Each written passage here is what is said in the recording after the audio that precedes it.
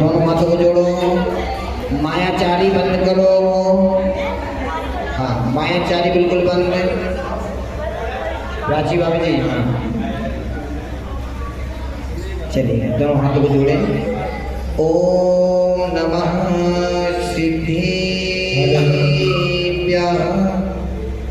ओम नमः सिद्धेभ्यः, ओम नमः सिद्धेभ्यः। नमो अरिहन्ताणं, नमो सीताणं, नमो आयर्याणं, नमो वैच्छायाणं, नमो लोये सर्वेशामूलं। विद्यासागरे विष्णुवन्दे स्मरणं, भक्त्या सदा संस्तुवे। सर्वोच्चमियमिनं विनम्य परमं, सर्वार्थसिद्धिप्रदं। ज्ञान ध्यान तपो विरक्ति मुनिपां, विश्वस्य विश्वास्यं। साकारं समृडं विशालहृदयं, सत्यं शिवं सुन्दरं। विद्यागुरो वन्दिनं, समय गुरो वन्दिनं, शोधागुरो वन्दिनं। हृदयवाजी श्री चंदा प्रभु भगवान की, शांति विदाता श्री शांतिनाथ भगवान की, चिंतामणि पारसनाथ भगवान की, वर्तमान शासन भगवान महावीर स्वामी की, द्वादशांगमय जिनवाणी माता की, आचार्य गुरुदेव विद्यासागर जी महाराज की, आचार्य श्री समय सागर जी महाराज की, जगत पूज्य मुनिपुंग श्री सुधा सागर जी महाराज की, 10 लक्षण महापर्व की, उत्तम तप धर्म की। चलिए, कौन सा दिन में कितने दिन हो गए? कितने? मुझे आज उम्मीद है कि आप सभी को 10 धर्मों के नाम याद हो गए। और 10 नहीं तो भैया जी लोग तो 7 याद करके आए। मेरे से बोला तो सुबह पंडित जी, ये 7 तो हम लोग ने याद कर लिए हैं, 10 की थोड़ी सी दूरी तय करना है। चलिए, अब उसकी भी बात करते हैं। कल हम सभी लोगों ने विगत दिनों से यहाँ पर बैठे हुए अपना अमूल्य समय निकाल करके प्रतिदिन यहाँ पर आते हैं। बहुत से लोग तो 7 बजे आ जाते हैं, कुछ पुण्यशाली जीव 7:30 पर आते हैं, कुछ 8 बजे के समीप रहते रहते आ जाते हैं। क्यों आ जाते हैं? क्योंकि हर कोई एक सा पुण्य नहीं करता है। जो जितना कमाता है उसी अनुसार अपने घर को चलाता है। इसी प्रकार से भगवान की मंदिर की झोली से, भगवान की वेदी से, भगवान के हाथों से जो जितना ले जाता है उतना वो जल्दी मंदिर आ जाता है। पहले दिन उत्तम क्षमा का दिन, पहला दिन था, सोचा अभी तो 10 दिन है। ऐसी बात करते करते उत्तम मार्दव आ गया, उत्तम आर्जव आ गया, उत्तम सोच आ गया, सत्य आ गया, संयम आ गया, और इसके बाद तप आ गया। मैं छोटी सी बात प्रवचन के माध्यम से कहना चाह रहा हूँ। हमने 8 घंटे 40 मिनट प्रवचन किए। आपको सभी प्रवचन समझ में आए कोई जरूरी बात है? आपको सारी कहानियाँ याद हो जाए कोई जरूरी बात नहीं। पंडित जी ने जो जो कहा तो सभी याद होना चाहिए। क्या करना है? अगर एक एक धर्म का एक एक शब्द के रूप में उसका अर्थ ही पता चल गया कि भाई कल हम लोगों ने क्या किया, संयम धर्म को सुना, तो संयम का अर्थ क्या है इतना उसकी डेफिनेशन पता चल जाए तो आप लोग व्यवहार क्या होता है जो हम लोग वर्तमान में रह रहे हैं, संयम का पता चल जाए कि संयम का अर्थ क्या है। अपने आप में कंट्रोल किसी भी चीज़ को कर लेना उसे क्या कहते हैं? अब मैंने कल आपके लिए संयम में पांचों इंद्रियों को कैसे कंट्रोल करना है, कर्मों को कैसे कंट्रोल करना है, कैसे अपने जीवन को ऊंचाइयों पर ले जाना है, सब कुछ बताया था। ये क्या हो गया? संयम। अगर कोई कहे नहीं पंडित जी हमें तो संयम को पढ़ने के लिए, संयम को समझने के लिए बड़े बड़े शास्त्रों को पढ़ना पड़ेगा तभी कुछ हो पाएगा, नहीं। अंजन चोर ने क्या करा? विद्या सिद्ध हुई, लेकिन क्या सिद्धांता? नमो कर्मंत पे सिद्धांता आड़म ताड़म कछु न जाड़म सेठ बचन मात्र सिद्धांता नमो कर्मंत पर कि जो होगा देखा जाएगा, बस मुझे तो अपना काम करना है। आप लोग को क्या करना है? पंडित जी 10 दिन में आए हैं, आपने इतनी बड़ी बड़ी कहानी सुनाई है, इतना कुछ सुनाया, लेकिन पंडित जी समझ में तो आपको भैया, सिद्धार्थ भैया कुछ समझ में आया नहीं। तो आपको क्या करना है? जब वो सिद्धार्थ भैया का नाम लिया तो मम्मी पहले मुस्कुरा जाती हैं, है ना? होना चाहिए, और क्या है। जहाँ बेटे का नाम आए और बेटा ऐसा काम करे और माता पिता को खुशी हो तो सबसे अच्छा काम तो वही कहलाता है। तो हम सभी लोगों ने संयम को ग्रहण किया। हमने सुबह पूजा की पंक्ति में समझाया, क्या पंक्तियाँ थी? एक घड़ी मत बिसरो करो नित्य आव जम मुखे बीच में। क्या करना है? 1% को कभी ये नहीं सोचना है कि हमारे पास पैसा है तो हम सब कुछ कर लेंगे। कोई धन दौलत किसी के काम आने वाली नहीं है। अगर संयम धर्म को समझ लिया तो पैसा भी आपके काम आ जाएगा और धन दौलत भी काम आ जाएगी। क्यों आ जाएगी? आप जिस गाड़ी में बैठे हो उस गाड़ी में ब्रेक भी है, उसमें सब कुछ है, उस गाड़ी का ड्राइवर भी कैसा है? अच्छा है। लेकिन पैसे रूपी ब्रेक, धन दौलत रूपी गैर, धन दौलत रूपी उसके जो किले होते हैं सब कुछ हैं, लेकिन ड्राइवर नहीं है तो गाड़ी चलेगी क्या? इसी प्रकार से संयम धर्म सबसे महत्वपूर्ण धर्म है। आज उत्तम तप धर्म का दिन है। कौन सा दिन है? तो तप कितने प्रकार का होता है? कितने प्रकार का तप होता है? कौन बताएगा? तप कितने प्रकार का होता है? तप होता है 12 प्रकार का। कितना प्रकार का? 6 अंतरंग और 6 बहिरंग। अंतरंग तप उसे कहते हैं जो हम बाहरी क्रियाएं करते हैं ना, वो क्या होता है? अंतरंग तप। और बहिरंग जो आत्मा की क्रियाएं करते हैं उसको बोलते हैं अंतरंग। आज आपको बहुत बड़ा एक निर्णय लेना है अपने जीवन का कि आपके जीवन की गति किस ओर जाने वाली है। ये निर्णय आप आपको करना है, क्योंकि आपकी तरफ से मैंने संयम को अपना लिया। मतलब संयम को धारण करने का मतलब है आपने अपने आप को कंट्रोल में कर लिया। अगर 5 इंद्रिय संबंधी कभी भी मोमोज चाउमीन बर्गर खाने का मौका मिले और 10 लक्षण पर्व चल रहे हैं या अष्टमी या चतुर्दशी का दिन है, नहीं, आज तो अष्टमी का दिन है, आज में हरी नहीं खानी है, आज बाजार की कोई भी चीज़ नहीं खानी है। सामने रहने के बावजूद भी, और आप लोग एक अपने फ्रेंड की पार्टी में गए, अष्टमी का दिन है और सामने मोमोज बर्गर पिज्जा रखे हुए हैं और सब लोग खा रहे हैं और आप अकेले नहीं खा रहे और आपके दोस्त आपके पीछे पड़े हैं, अरे कुछ नहीं होता, खा लो ना यार, क्या रखा है इसमें, खाने तो हैं, कोई गलत काम थोड़ी है, अरे खा लो, मुझे नहीं खाना, अरे खा लो भैया, क्या रखा है। 2 दोस्त ने कहा, मन नहीं माना, तीसरा जो सबसे पक्का दोस्त है वो आता है, अरे भाई खा लो ना, चलो यार ठीक है खा लो। ऐसा होता है क्योंकि मेरे साथ हुआ है ना, हम तो स्वयं भुक्तभोगी बैठे हैं। त्याग होने के बाद भी हमने खाया है। जब अज्ञानता थी, ज्ञान नहीं था, त्याग तो था, पता है कि आज त्याग है, लेकिन जब परम मित्र मिल गए उनकी बातों में आकर हमने भी अपना नियम तोड़ लिया। क्या होता है नियम तोड़ने का फल? क्या होता है?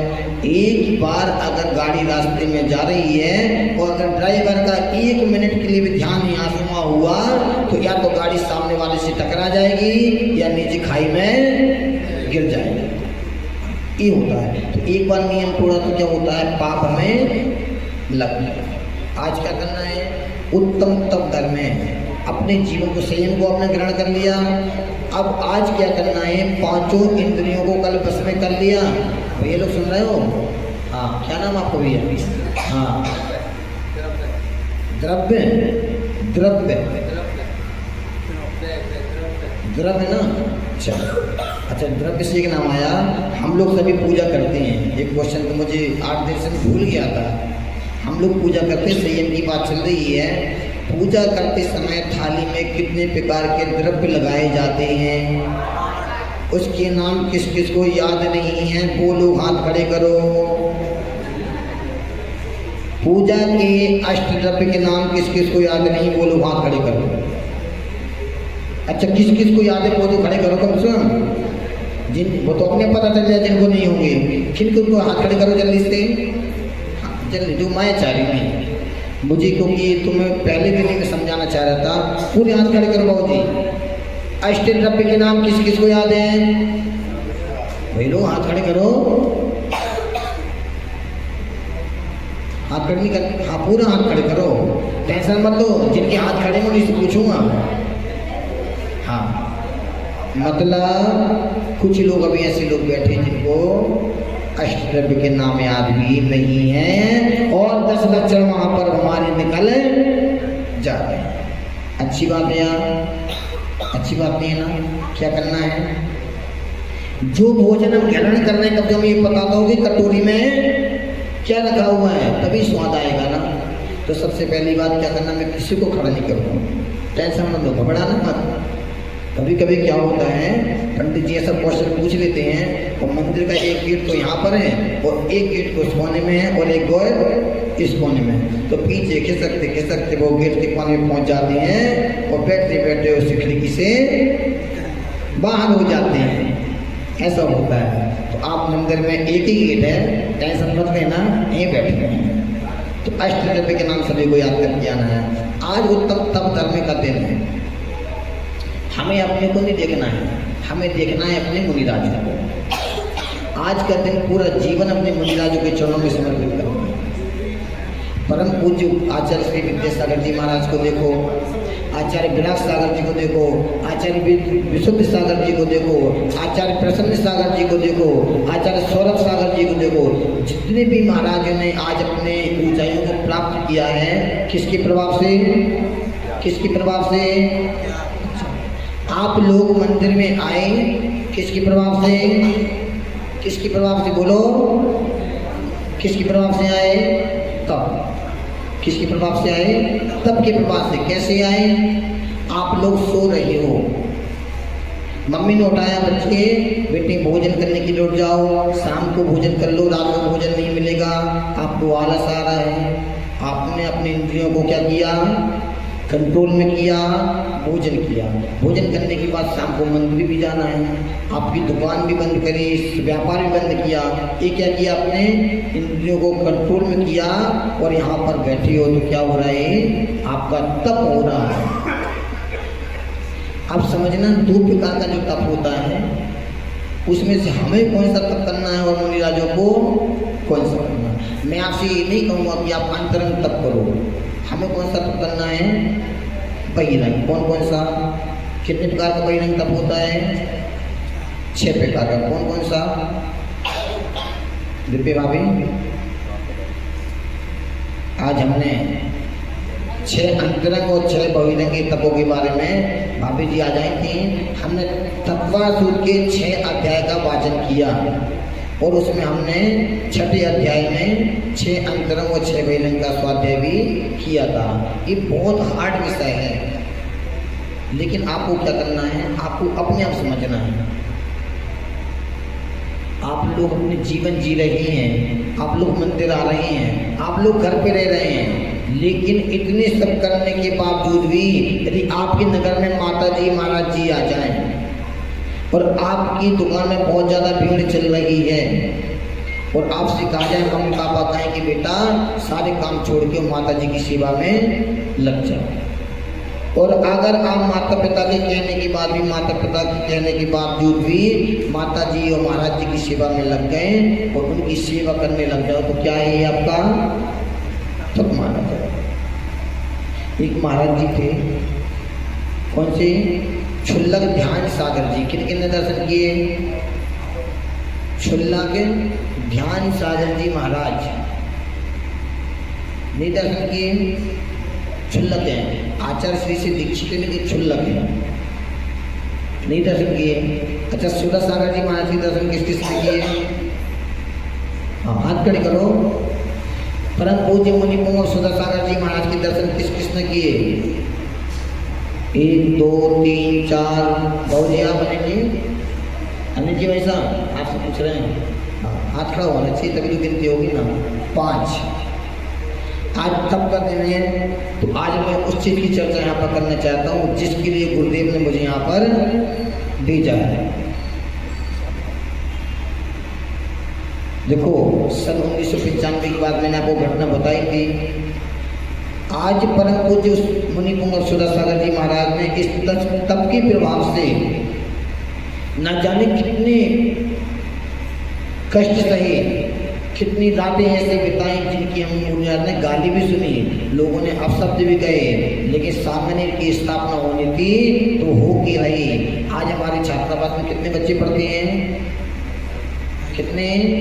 275 बच्चे हैं और लगभग 200-250 समथिंग बालिका हैं। अब इतने बच्चे पढ़ते हैं, सभी बच्चे 5 बजे उठ जाना। अब देखना 5 बजे से लेकर के रात के 10 बजे तक की दिनचर्या क्या है। 5 बजे उठने के बाद सबसे पहले क्या होती है? प्रार्थना होती है। प्रार्थना होने के बाद सब बच्चे थोड़ी सा टहलते हैं, कुछ करते हैं। उसके बाद 7 बजे से मंदिर जाते हैं। 7 बजे से लेकर के 8 बजे तक कहाँ रहते हैं? मंदिर में। सभी बच्चे 200-250 बालिकाओं और 250 बच्चे एक साथ संगीत के साथ में क्या होती है? पूजन होती है, एक साथ अभिषेक होता है। उसके बाद सभी बच्चे अपने कपड़े चेंज करके नाश्ते के लिए जाते हैं। नाश्ते करने के बाद 9 बजे से 10 बजे तक सभी बच्चों की अलग अलग के हिसाब से धर्म की क्लास चलती है। 1-2 क्लास धर्म की सुबह चलती हैं और 2 क्लास शाम को। 11 बजे तक 2 क्लास चलती है, 9 से 11। 11 बजे के बाद में सभी बच्चे अपने अपने कॉलेज की ओर चले जाते हैं। 3 बजे कॉलेज से आते हैं, फिर 2 घंटे का समय मिलता है किसके लिए? किसी को कपड़े धोना है, किसी को अपना होमवर्क करना है, कुछ भी करना है। तो 3 बजे से 2 बजे तक 2 घंटे का समय ये हो गया।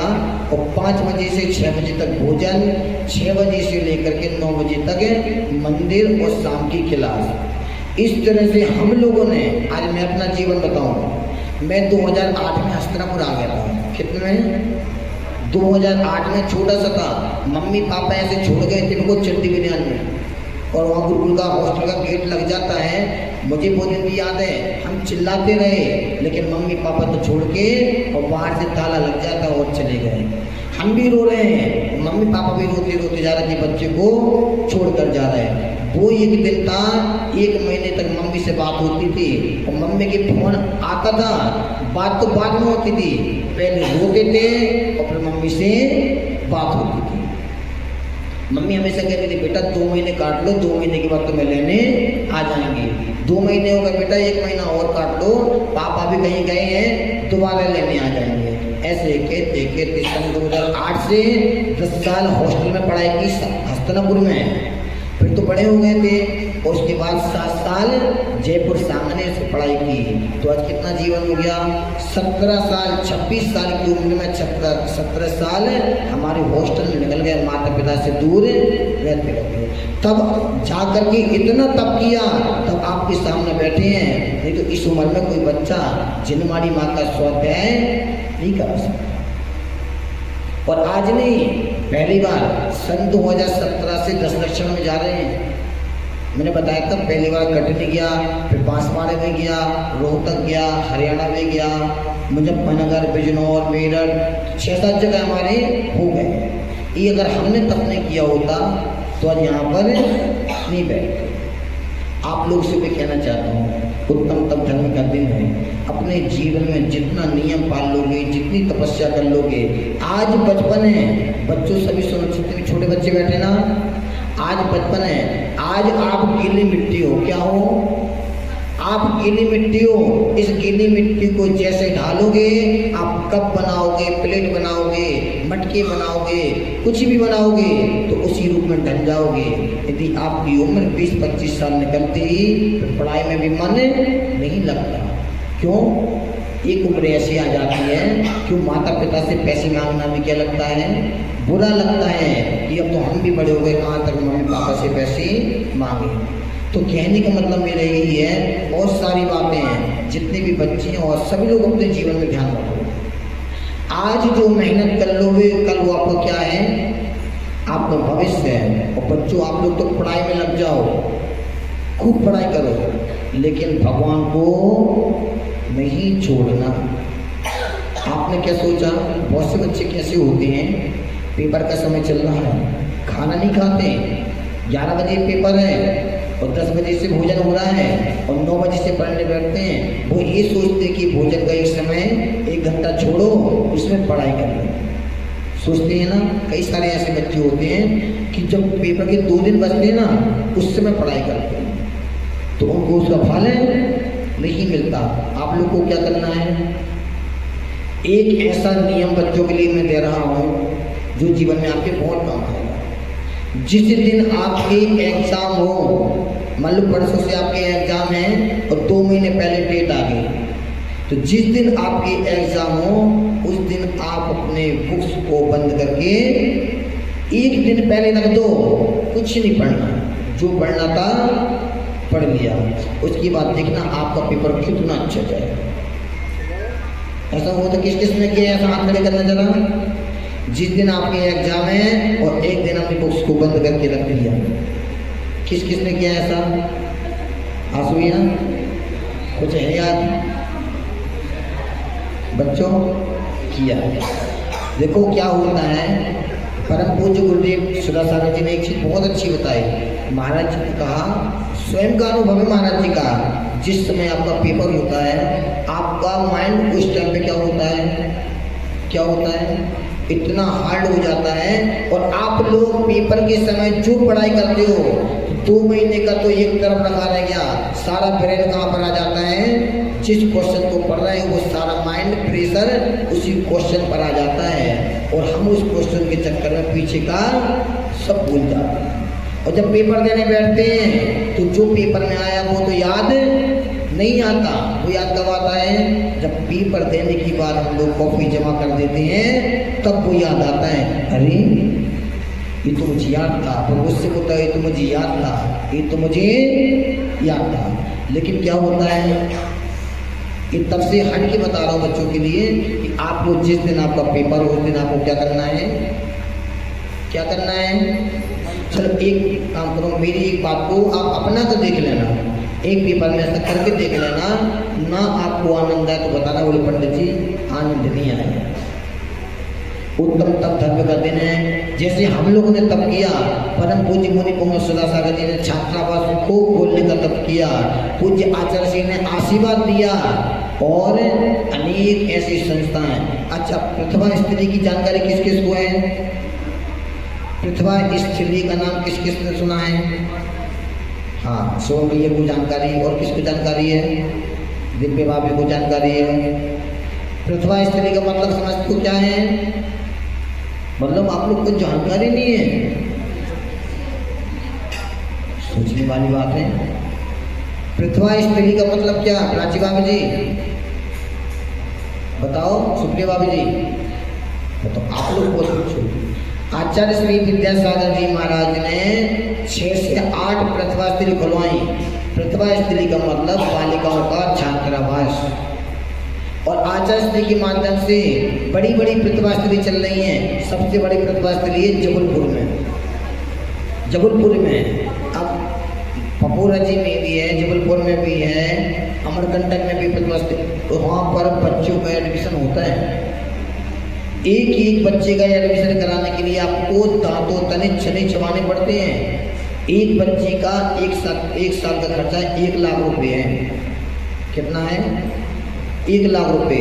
और वहाँ पर सिलेक्शन करने के लिए आपको रात दिन एक करनी पड़ती हैं। एक बार जिस बच्ची का सिलेक्शन प्रतिभा स्त्री में हो गया, कोई मानो उसकी जिंदगी की नैया पार हो गई। ऐसी सांगानेर का है, सांगानेर में क्या होता है, महावीर आसु भैया, हर साल 500 बच्चे आते हैं। कितने बच्चे आते हैं, 500 बच्चे आते हैं और मात्र 70 सीटें होती हैं।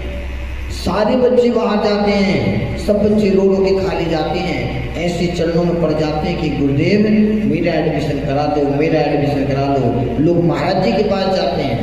मैं अपना बताऊं, 2016 में मैं छेदपाल जी गया और मैं यहाँ पे टोपी लाना भूल गया। वो आपको तो पंडित जी टोपी लगाते हैं, देखा है ना, तो मैं टोपी लाना भूल गया। नहीं, हम लोग शास्त्र की प्रवचन करते तो पहले सिर पे क्या होता है, जिनमाड़ी माँ का सम्मान होता है, बाकायदा टोपी लगा के फिर प्रवचन करते हैं। तो जब मैं छेदपाल जी गया, 5 दिन का शिविर था, सारे बच्चे पागल हो गए थे। मैं तो सुबह से शाम तक टोपी लगा के घूमता था। जब से अभिषेक किया, टोपी लगाई, खाना खाने गया तो टोपी, और प्रवचन में बैठे टोपी, जब सो रहे तब टोपी उतारते थे, कमरे से बाहर निकलने के बाद टोपी। क्यों? 500 बच्चे आए हैं और कम से कम गुरु जी को ऐसा तो लगे कि बच्चे तो बहुत पागल हैं, इसको तो संस्थान में प्रवेश होने की लत ही है। तो मेरा सिलेक्शन दूसरे नंबर पर हो गया था, दूसरे नंबर पर। आप लोग क्या हो गया? हाँ, तो मैं सांगनेर के बारे में आपको बता रहा हूँ। कुल मिलाकर कहने का मतलब मेरा ये है कि यदि तप करोगे तो जीवन में ऊपर उठ जाओगे, अन्यथा कुछ नहीं है। संयम को ग्रहण कर लिया, तप को कर लिया। कल कौन सा दिन है? कौन सा है? कल का सबसे महत्वपूर्ण दिन दान दिवस। क्या बोलते हैं? कल का दिन कौन सा है? दान दिवस। कल सभी को क्या करना है? क्या करना है? दान देना है। हम भी अपने संस्थान से आए हैं, संस्थान के बारे में आपको संस्थान की योजनाएं लेकर के आए हैं। संस्थान के बारे में जितनी भी योजनाएं हैं, मैं एक बार सभी से कहना चाहूँगा, आज अपनी मंडी धनौरा का नाम, जितनी पूज्य गुरुदेव के पास आपका किसी का नाम नहीं जुड़ा है, आज अपनी मंडी धनौरा का नाम एक ऐसे इतिहास में लिखवा दो, इस संस्थान में कुछ ऐसा दान दो कि जी आपके नाम मेरे पूज्य गुरुदेव सुधासागर जी के पास लेकर जाऊं और गुरु जी से कहूँ, गुरुदेव मैं मंडी धनौरा गया था और वहाँ की समाज ने संस्थान के लिए इतना इतना दान दिया है, तो आपका भी नाम गुरुदेव के मुख से निकले और सब लोग, पूरी दुनिया ताली बजाए कि छोटा सा ग्राम कस्बे में सभी लोगों ने मिलकर इतना दान दिया। मैं कुछ संस्थान की योजनाएं लेकर आया हूँ, मेरे पास कुछ फोल्डर भी हैं। मैं कुछ, एक घर में एक फोल्डर जाना चाहिए। कितना जाना चाहिए? एक घर में एक फोल्डर जाना चाहिए। तो मैं कुछ फोल्डर लेके आया हूँ, आदरणीय मैं भाई साहब को दे देता हूँ, मनीष जी को। भाई साहब एक एक ऐसे फोल्डर सभी को दे दो, इसको पढ़ना, पूरे पर्चे को पढ़ना, और जब मैं कल दान के बारे में बोलूँगा, हाँ, एक परिवार में एक फोल्डर चले जाए, सभी पढ़ लेना इसके लिए। फिर देखना कि संस्थान की क्या गतिविधियां हैं, संस्थान कैसा है, कैसा चलता है, संस्थान में क्या क्या होता है। आज संपूर्ण भारतवर्ष से दान आता है, एक भी बच्चे से 1 रुपये दान नहीं ली। आज हम लोग जो दान लेके जाएंगे ना, आप जो दान दोगे, इसी दान से ही हम लोग सभी बच्चे पढ़ाई करते हैं, सभी तैयार होते हैं। तो ऐसी मंगल भावना के साथ में सभी, हाँ बच्चों आप तो पढ़ो, ये अपने पापाओं को दे देना, सब पढ़ना, माता जी भाभी जी सभी आप लोगों को पढ़ना है फोल्डर के लिए। और बात फेंकना मत, जिस दिन मैं जाऊँगा उस मुझे ही देकर जाना है, आप ही रख लेना, लेकिन फेंकना कहीं नहीं। द्वादशांग में जिनवाणी माता की, आचार्य गुरुदेव विद्यासागर महामुनि राज की, परम पूज्य मुनि पुंगव सुधासागर जी महाराज की। सभी स्थान पर खड़े हो जाइए अपने जिनवाणी स्मृति के लिए।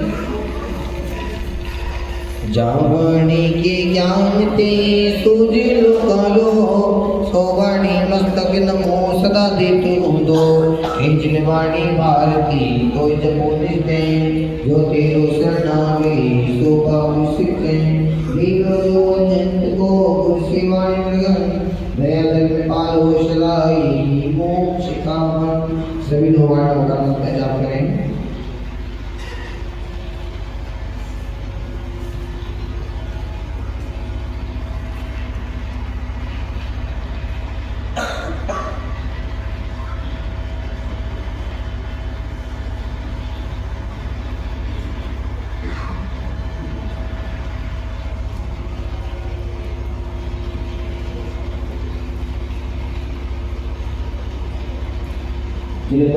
जिनवाणी माता की, 10 लक्ष महाप्रभु की। अब सब लोग ध्यान से सुनो, आप लोग को कहीं भी जाना है, हॉल में चलना है, सभी कुर्सियां तैयार हैं, बहुत बढ़िया संगीत में आपको म्यूजिक चेयर का प्रोग्राम रखा गया है, तो सभी लोग वहाँ पर पहुँचे। सब भैया माइक